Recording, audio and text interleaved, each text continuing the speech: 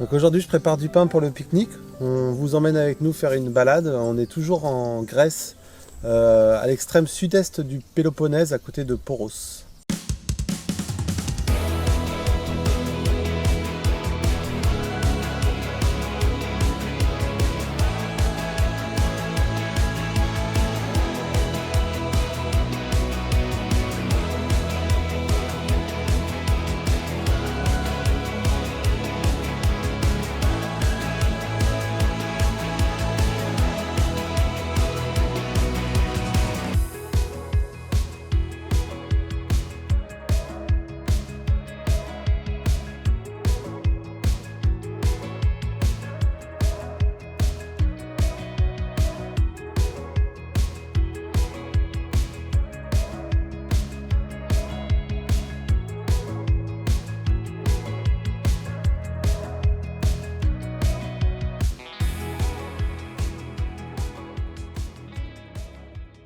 Bon, pour faire ce pain, je vais mettre 700 g d'eau.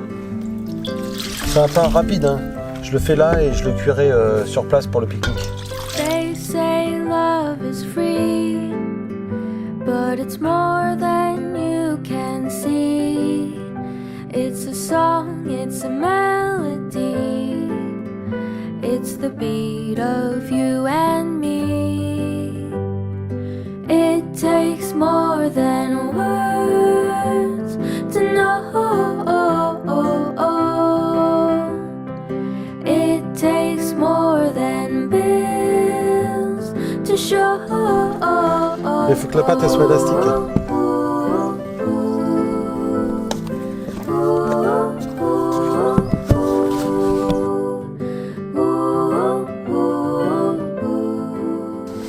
Voilà. Maintenant on laisse reposer et on verra ça arriver sur place.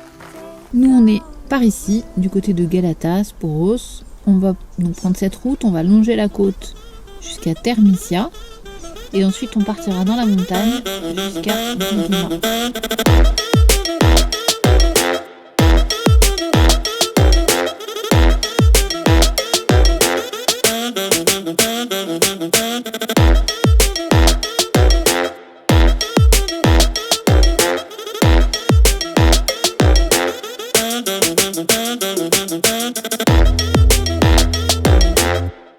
Nous voilà donc en route pour les dolines de Didyma.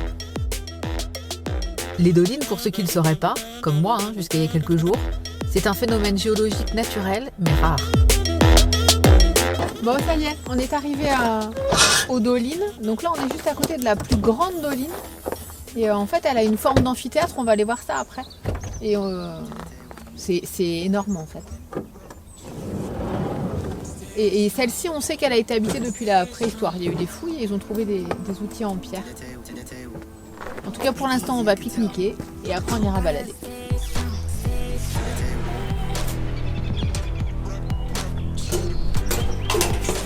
Bon, nous on utilise le Coleman, hein, quand il n'y a pas de possibilité de gaz, ça réchaud et essence.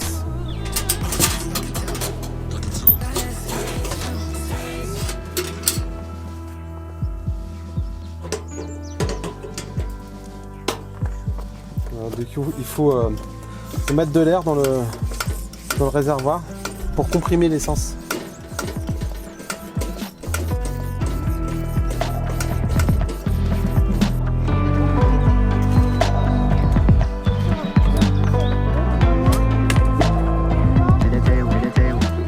Allez hop, on installe notre camp de base au beau milieu de l'Olivret entre les deux dolines.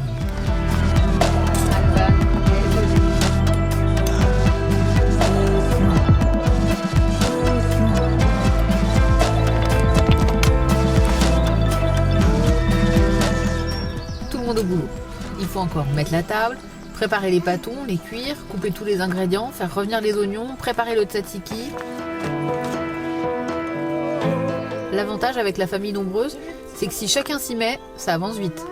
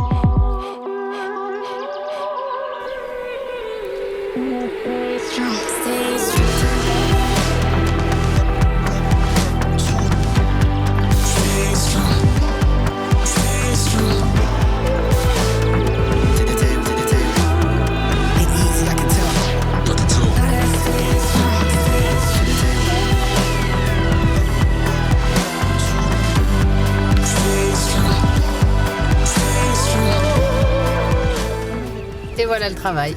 Ces sandwichs, Ça va aller. c'est une véritable œuvre collective. Et il faut avouer que le résultat est quand même pas mal.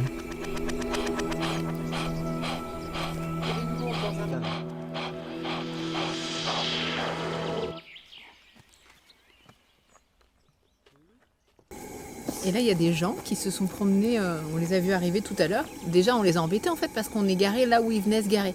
Donc ils n'ont pas pu, ils sont partis en marche arrière sur le chemin, enfin bref. Et ils sont pas rancuniers parce que là, au retour de leur balade, ils nous ont ramassé de l'origan et ils nous ont expliqué qu'il fallait qu'on le mette, qu'on le laisse sécher pendant quelques jours au noir et qu'après on pourrait le mettre dans nos salades. Voilà. Ces Grecs sont décidément très très gentils. Ça y est, on a bien mangé. On va aller visiter ces trous. Ah, tu sais plus comment ça s'appelle. Ici, des dolines. Ah, allez, c'est parti. Allez, go.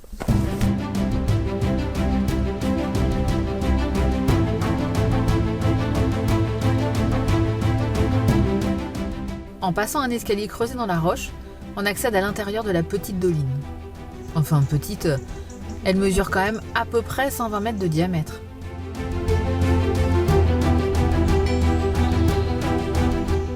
Une fois à l'intérieur, on pourrait se croire dans un monde à part. On n'aurait pas de mal à y inventer des histoires fantastiques, avec des personnages miniatures, des créatures endémiques. Un monde dans le monde.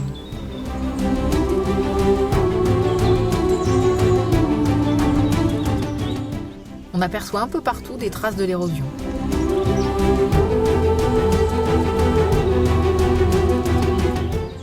Et à bien y regarder de plus près, on se demande pas trop comment ça a fait pour s'écrouler, mais plutôt comment ça tient encore. Donc pour les dolines, l'eau s'infiltre dans les failles de la roche calcaire.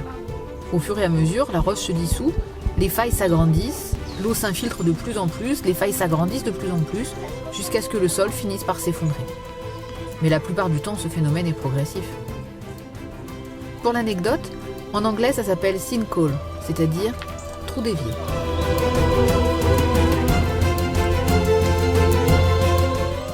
Dans cette doline, on trouve deux petites églises byzantines, des églises troglodytes.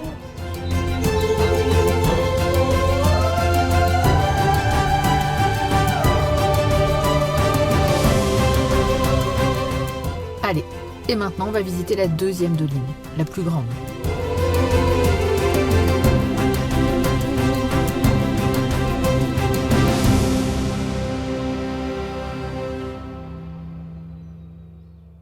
Pour y accéder, il suffit de grimper quelques mètres. Elle fait à peu près 170 mètres de diamètre et elle est en forme d'amphithéâtre.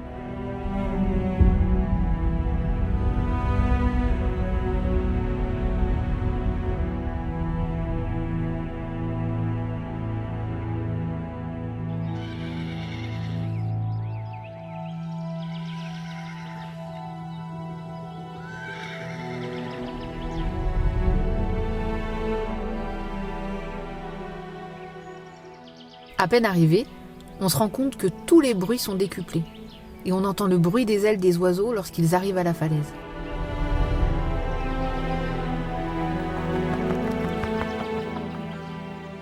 Du coup, on passe un bon moment à jouer avec l'écho. Et on entend même le bruit d'un cheval qui se trouve à plusieurs centaines de mètres dans le village en contrebas.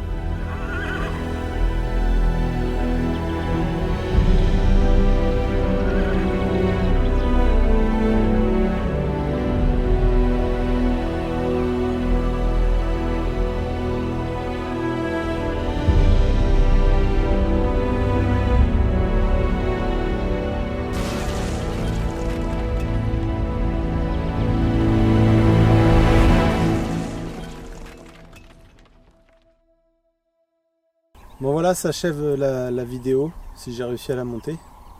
Je me suis tapé la paroi de la doline avec le drone. Donc fin de l'histoire pour le drone. Le drone est en morceaux. Donc je vais prendre une petite pause au niveau des vidéos et je reprendrai sûrement plus tard quand j'aurai solutionné le problème. Allez, à plus, ciao.